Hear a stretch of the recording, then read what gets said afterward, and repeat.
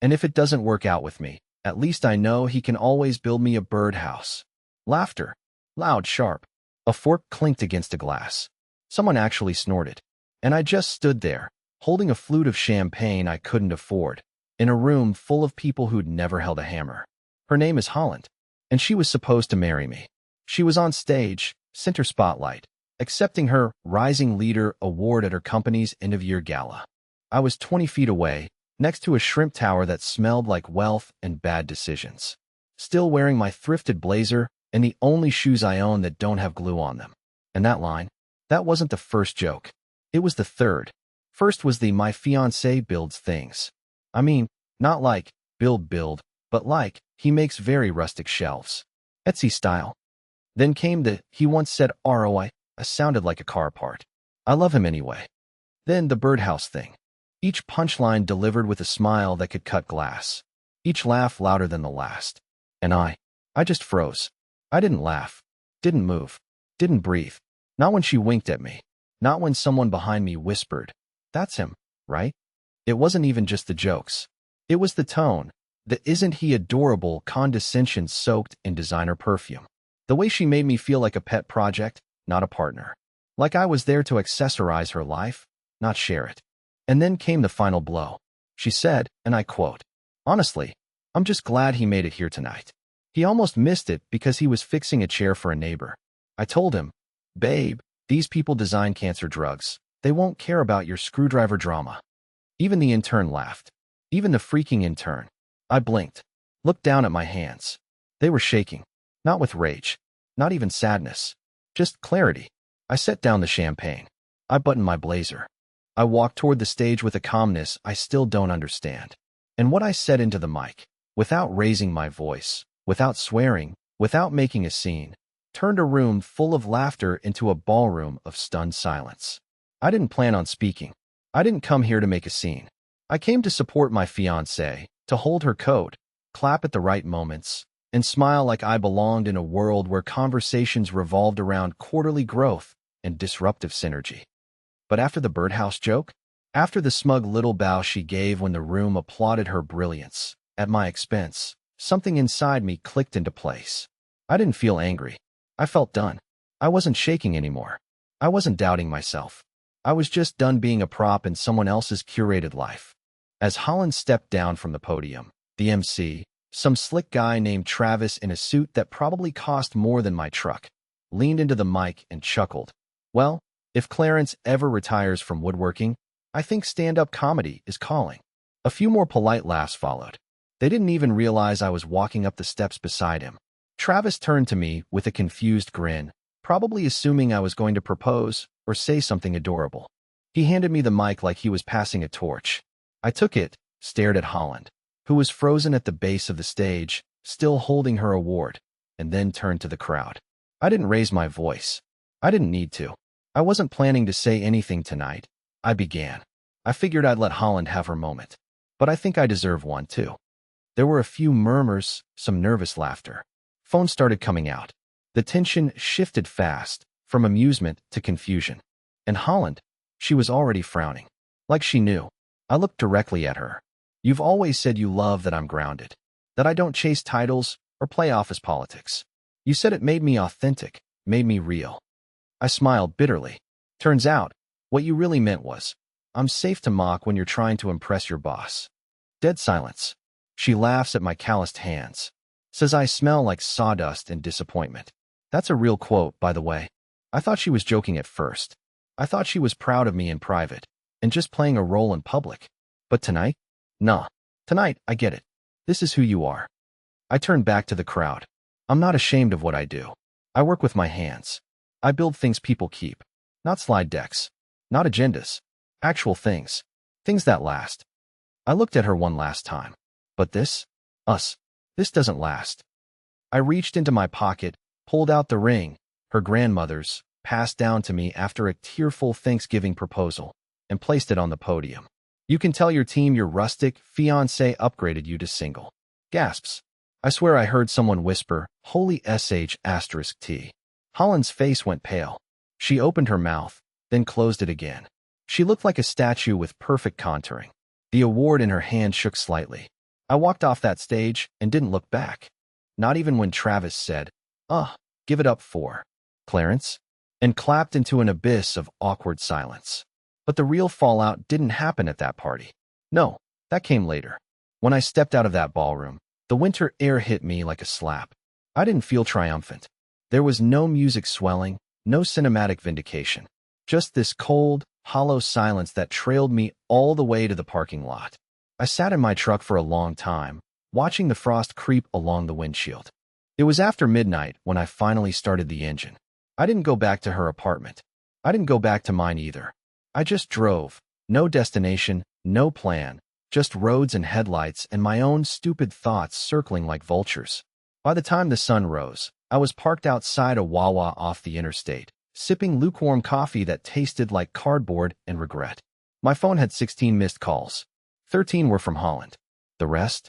Her sister, her best friend, her boss. Yeah, her boss, and one number I didn't recognize. I didn't answer any of them. What do you even say after that kind of public split? Sorry for ruining your night. You shouldn't have humiliated me in front of your coworkers. Tell Travis I said hi. I waited 2 full days before going back to her place. Not because I wanted to patch things up. Not even close. But all my tools were still in her garage. Holland had this thing about my work van cluttering the curb, so she made me store some equipment there. That day, I just wanted my stuff and to be done with it. She wasn't home. Good. I still had the spare key. She never bothered changing the locks. Maybe she didn't think I'd actually follow through. Maybe she thought I'd crawl back, like I always did when we argued, and she started crying about how nobody else understands her ambition. But that day, I wasn't in the mood to understand anything. I let myself in. The place was spotless, as usual, cold and curated, like a showroom pretending to be a home. No photos of us on the walls, never had been. Just abstract art and high-end lamps that looked like alien eggs. But it was the silence that got me. No music playing, no diffuser humming, not even her constant heels clicking across the hardwood. It was sterile. I went to the garage, started loading my tools into the truck, one by one. Saws, clamps, the walnut slab I'd been prepping for our future dining table. I hesitated at that one. It still had the chalk outline where I was going to carve our initials on the underside. I tossed it in anyway. Then I walked back inside to grab my backup laptop from her office. That's when I saw it. Something that didn't belong. An envelope. Addressed to her. From Chicago. The return address? Some guy named Marcus L. Warren. I didn't want to be that guy. The snooping, insecure, post-breakup creeper. But curiosity is a brutal thing when you've just had your heart drop-kicked off a rooftop. I told myself it was probably work-related. Maybe a recruiter. Maybe nothing. But it wasn't nothing. I opened the drawer beneath the envelope to find somewhere to leave the key, and that's when I found another letter. Unopened. This one, handwritten. Different address. Different guy. And inside, a birthday card with the words, "Can't wait until you're mine for real." Counting down the days. No signature. Just the initial M. I stared at the words so long they started to blur. Counting down the days to what? An affair? A second life? Was I the placeholder all along? I put the card back exactly where I found it. Walked out. Didn't slam the door. Didn't even lock it. Just left everything. The tools, the table, the truth, behind me. And the worst part? She wasn't even home to lie about it. I didn't sleep that night. Not because I was angry. Anger had come and gone like a summer storm. What I felt now was worse. It was that sinking, molasses-slow realization that you've been living in someone else's narrative without realizing you weren't the main character. I wasn't heartbroken. I was embarrassed. I felt like a man who built a house with his bare hands, only to find out he'd been renting the land the entire time. She texted me the next morning. A short, cheery message like nothing had happened. "Can we talk? I feel like things got out of hand." Out of hand. That's how she referred to being publicly dumped after turning me into a punchline. The level of detachment in her tone would have been funny if it wasn't so predictable. Still, I agreed to meet her. We chose a coffee shop halfway between our apartments. Neutral ground. Public space. Less chance of theatrics. She showed up in a camel trench coat and designer sunglasses like she was prepping for a courtroom appearance. The barista knew her name. I found that annoying for some reason. I ordered black coffee. She got something with oat milk and honey and didn't even ask how I was doing. She sat down and opened with "So." That was dramatic. I didn't respond. I just let the silence do the work. Eventually, she sighed. Look, I didn't mean to humiliate you. It was just supposed to be light. My coworkers joke all the time. They expect banter. I stared at her. You made me look like a charity case in front of 200 people. She blinked. That's not fair. No, I said, leaning forward. What's not fair is dedicating years to someone who treats your work like a quirky little hobby. What's not fair is being paraded around like a rescue dog, so you can score points for dating someone real. She flinched, but I didn't let up. And what's really not fair is you keeping letters from Marcus L. Warren in your office drawer. That landed. Her entire expression froze. A flicker of fear passed behind her eyes, quickly covered by a mask of confusion. What are you talking about? I tilted my head. You know exactly what I'm talking about. She laughed, a brittle, thin laugh that cracked on the edges. You went through my stuff? You left it out, Holland. The letter was sitting on the desk like a paper cut waiting to happen. I wasn't looking for secrets. They just didn't bother hiding. She looked away. Her fingers toyed with the edge of her coffee cup. I could tell she was calculating how much to reveal. Not based on guilt, but on risk. Finally, she said, Marcus is an old friend. From college. He's going through a divorce. He writes weird things. I've told him not to. I waited. She added, it's not like I've done anything with him. He just writes. We talk sometimes. That's it. I nodded slowly, letting her words sit in the space between us. So you're saying there's nothing going on? Exactly. I reached into my jacket and pulled out my phone. Opened the photo of the second card, the one in the drawer under the envelope. Held it up. She stared at the screen. Her throat moved like she was swallowing glass. The silence stretched long and painful. I didn't write that, she finally whispered. No, I said. But you kept it. Her hand trembled slightly as she reached for her drink, as if hiding behind the motion. I could see the wall start to crack. This wasn't just some old college friend with boundary issues. This was something she wasn't ready to explain. And the worst part? She still thought she could gaslight me into believing it was harmless. I stood up. I'm not here for closure. I'm here to say goodbye properly. You mocked me in public. You lied in private. And you don't get to play victim now. Clarence, please. No. I cut her off. You've spent too long rehearsing your lines. You can save them for Marcus. I walked out of that cafe with no anger, no sadness, just a sense of weight lifting. Like I'd finally stepped out of a role I never auditioned for. But later that night, I got a call. Not from her. From a man who introduced himself with 6 words I'll never forget. You don't know me, but you should. The call came just after midnight.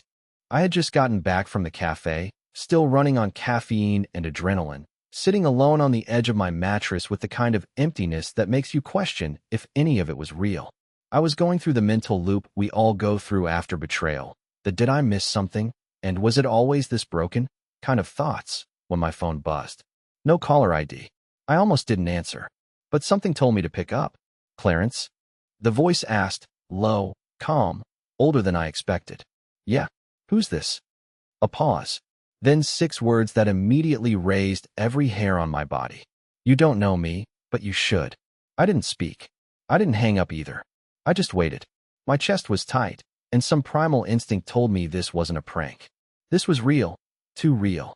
My name is Daryl Warren, he continued. Marcus is my brother. That name. Warren. I sat up straighter. I believe you're engaged to Holland Greystone, he said, but it wasn't a question. It was a trap, carefully baited, and I was already caught in it. I replied, voice low. Not anymore. He sighed, like he'd expected that answer. Then you should probably know that you're not the only man she's been engaged to this year. I didn't breathe. Not for a full 5 seconds. I'm sorry, what did you just say? My brother Marcus. He's been engaged to her for 6 months. He didn't tell the family until recently. She said she wasn't ready to go public yet. Said her ex was unstable. Said she was afraid he might cause drama if he found out they were serious. You wouldn't happen to be that ex, would you? I stared at the wall across from me like it had personally betrayed me. My ears were ringing. My throat dry. It was one thing to suspect an affair. It was another to find out you were one half of a lie that had 2 fiancés in it. You're telling me she's engaged to your brother? I asked, needing to hear it again in plain terms. I'm telling you, he said calmly. She's been living 2 lives. Marcus is a corporate attorney in Chicago. They met at some strategy summit last year. She's been flying out every month. We thought she had a job offer out here. Turns out, she had something else going. My head dropped into my hands. I felt like throwing up.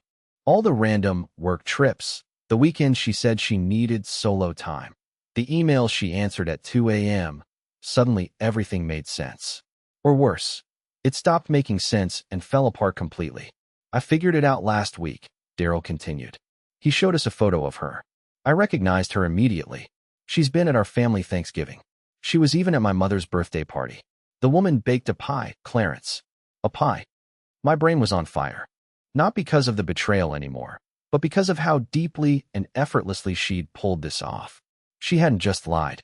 She'd built 2 lives, 2 identities, 2 full relationships, and she'd done it well enough that both men believed they were the one. Daryl then said something that chilled me to the bone. She's not just playing you. Or Marcus. She's done this before. He went on to explain that Marcus wasn't the first guy she'd left in financial ruins or emotional wreckage. Apparently, 2 years ago, she was engaged to someone else, a startup investor in Austin, who disappeared off social media after they broke up. Daryl tracked him down, found out the guy had been left with a mountain of debt after co-signing a lease on a condo Holland never moved into. She targets men who are either emotionally stable or financially useful, Daryl said. You probably made her feel grounded. Marcus? He's her next step up. I didn't respond. I couldn't. My mouth was dry, my heart pounding like a drum in a slow-motion car crash. But Daryl wasn't done. Look, he said, softening a bit. I didn't call to stir things up. I called because you deserve to know the whole story. Marcus doesn't believe me yet. He's in denial. I figured you might be the key to shaking him awake. I hung up not long after. I don't remember what I said. I just remember sitting there in my dim, dusty bedroom, staring at the ring box on the shelf, the one that still held her grandmother's ring, and realizing I'd never actually known the woman I almost married. I never imagined I'd buy a plane ticket out of pure disbelief. But that's exactly what I did. The day after Daryl's call, I booked a flight to Chicago, not to play hero, not to blow anything up, but to meet Marcus. I needed to see his face. I needed to confirm that this wasn't some elaborate scam or an exaggeration fueled by a family grudge. I needed to know if he looked as lost as I felt, because only then could I believe that Holland had truly kept 2 entire lives running in parallel, and we never saw each other's shadows. Daryl met me at the airport, older than I pictured, maybe mid-40s, sharply dressed but with tired eyes. He didn't make small talk, just nodded when I stepped out of the terminal and said, "He still doesn't know you're coming. You sure you want to do this face-to-face?" I nodded. If I hear it from him, I'll believe it. We drove in silence. Chicago was gray that day. Cold. The kind of city that feels like it's always clenching its jaw. We pulled into a gated condo complex in Lincoln Park, and Daryl gave me the rundown. Marcus worked from home Fridays. Holland had left town 2 days ago. She told Marcus she was in Boston for a leadership retreat. Of course, I knew better. She was probably back in Philly, going about her day like she hadn't just ripped through 2 men's lives like a tornado wearing heels. Daryl buzzed us in and took the lead. We climbed 3 flights of stairs and knocked on a navy blue door. No peephole, just a silence that stretched so long I thought we'd been stood up. Then, the lock turned. Marcus opened the door, and my stomach dropped. He was taller than me. Clean cut, crisp Henley shirt, gray slacks, bare feet on hardwood. But it wasn't his posture or his style that got me. It was his watch, a brown leather-banded Hamilton khaki field, same exact model I had given Holland on our 2nd anniversary. I remembered how she smiled and said, "I love it." Masculine but timeless. And now here it was, on someone else's wrist. Daryl cleared his throat. "Marcus, this is Clarence." Marcus looked at me like he was trying to solve a puzzle with too many missing pieces. "Clarence," he repeated. "The guy from Philly," I said flatly. "Your fiancé's other fiancé." He didn't react at first, just stood there like the sentence hadn't landed yet. Then, without a word, he stepped aside and let us in. The condo was minimalist, sterile, the kind of place Holland would love. Candle sets arranged by color, folded throws, coffee table books nobody reads. A vase of fresh tulips, her favorite. I felt sick. We sat down. No coffee. No welcome. Marcus leaned back and stared at me like he was studying a ghost. "You're not lying," he said eventually. "I can see it on your face." "I wish I was," I replied. I told him everything. The gala. The jokes. The letters. The card from M. Her stage phone calls about late meetings. The missing weekends. I laid it all out, and Marcus didn't interrupt once. Just sat there, one hand clenched on the armrest, the other fidgeting with his watch. My watch? Or maybe our watch. I don't even know anymore. When I finished, he was quiet for a long time. Then he stood up and walked to a cabinet in the corner. He opened a drawer and pulled out a small wooden box. Inside were photographs, him and Holland. Vacations. Dinners. One from a beach trip where she wore the same sundress I found stuffed in the back of her closet in Philly. She told me she hated that dress. Said it made her look washed out. In that photo, she looked radiant. She told me her ex was stalking her. Marcus said quietly. She said he couldn't let go, that he'd probably message me and make up stories if he found out we were engaged. She said the same about you. I replied. We both laughed, bitter, broken laughter. Not because anything was funny, just because sometimes you run out of ways to respond to being humiliated. And then he said something I wasn't prepared for. She has access to my accounts, he muttered. Not just personal. Work, too. I once gave her my company laptop for a weekend trip. She said hers was getting repaired. You think she's using us for more than attention? I blinked. You mean like fraud? He nodded slowly. She's smart enough to be dangerous. My firm deals with high-value patent contracts. If she's been copying data. He didn't finish. Didn't need to. In that moment, I realized something terrifying. This wasn't just a woman lying about love. This was a woman playing chess on a board we didn't know we were standing on. You don't hire a private investigator because you're curious. You do it because there's a pit in your stomach that refuses to go away, and no matter how much you tell yourself you've already seen the worst of it, there's this gnawing voice whispering, no, you haven't. After Chicago, after Marcus, after hearing with my own ears that Holland had crafted entire lives around lies, I came back to Philly with one mission: uncover the full truth before she found a way to bury it. I knew someone who knew someone. A guy named Wesley who worked security for a law firm downtown and moonlighted as a PI. Ex-military. Quiet. Sharp. The kind of man who doesn't blink when you hand him a photo and say, I need to know who she really is. He didn't ask why. He just said, give me a week. It took 3 days. 3. On the third day, he sent me a photo, grainy, zoomed in from across a parking lot. Holland, in oversized sunglasses and a blazer I'd never seen before, stepping out of a black rideshare in front of a hotel on the outskirts of the city. Not Boston. Not a conference. Not even a business district. A basic chain hotel surrounded by nothing but fast food and highway ramps. She wasn't alone.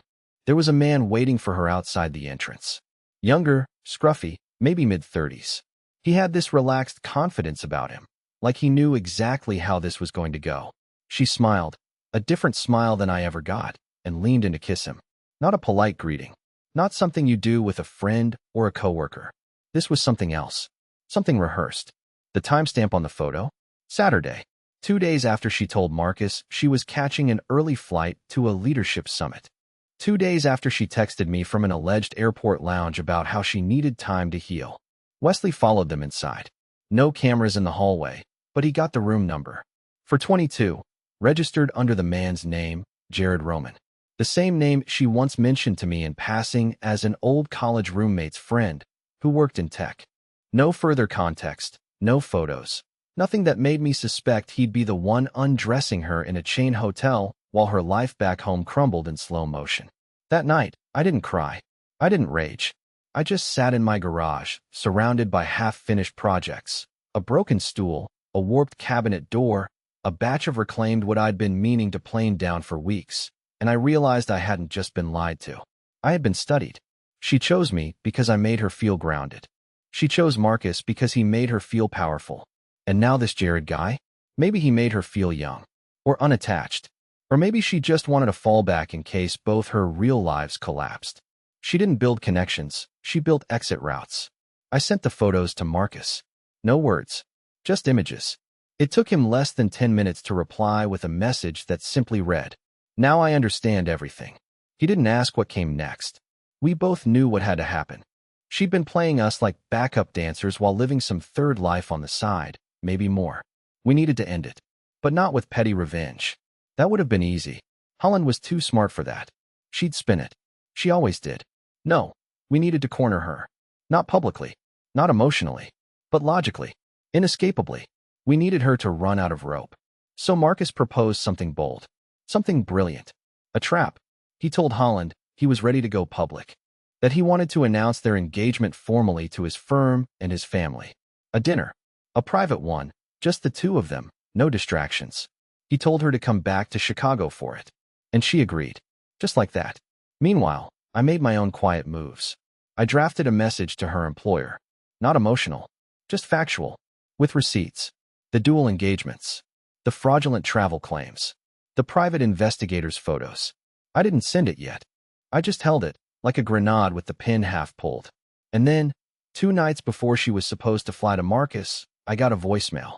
From her. Tears in her voice. Shaky. Vulnerable. Clarence. I think I've made a mistake. I haven't stopped thinking about you. I miss how safe I felt with you. I didn't know how much I needed that until I lost it. It would have worked once. But I didn't reply. The dinner was scheduled for 7 p.m. A quiet, private rooftop restaurant Marcus reserved in downtown Chicago. Holland's flight landed at 3:15. She texted him a selfie from the airport lounge. Perfect hair, filtered lighting, captioned, "So excited to see you." She had no idea. At 6:52 p.m., she arrived in a sleek black dress. The same one she wore on our second anniversary. That fact didn't surprise me anymore. She recycled memories the way a politician recycles promises. She walked in smiling, eyes already scanning the restaurant. Marcus was seated alone at the back corner table, 2 glasses of wine already poured. I was behind the glass partition, just out of view, watching from the private lounge room Marcus had reserved in advance for security reasons. He told the restaurant manager I was a silent investor. Whatever. She didn't notice me. She never even considered we might both be there. They ordered appetizers. She laughed a little too loudly, touched his hand across the table. Her phone buzzed. She ignored it. Focused. Calculated. And then Marcus leaned forward and said, "Before we talk about the announcement, I want to show you something." He pulled out a small leather envelope, slid it across the table. Inside, the photos, the hotel timestamp, her with Jared, the man who wasn't Marcus, the man who wasn't me. I watched the moment her face collapsed, not with guilt, but calculation. You could see her brain scrambling, trying to find an angle, an excuse. But before she could speak, Marcus said, "Before you lie, just know, Clarence is here too. And we've already spoken." Her mouth opened slightly, then closed. A pause, a slow breath.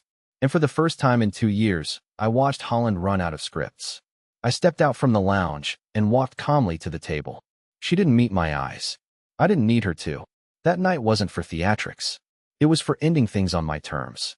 I sat down, quietly. No raised voices. No revenge. "I'm not here to scream," I said. "I'm not here to expose you. I just want to thank you." That got her attention. Her eyes finally met mine, narrowed and confused. "Thank you for showing me exactly who you are. Because for years, I thought I was the one falling short. I thought maybe I wasn't smart enough, ambitious enough, clean-cut enough. But the truth is, I just wasn't manipulatable enough. Not forever." She scoffed, a tiny, bitter sound. "So this is what? Closure?" Marcus spoke this time. Calm, razor sharp. "This is freedom. For both of us."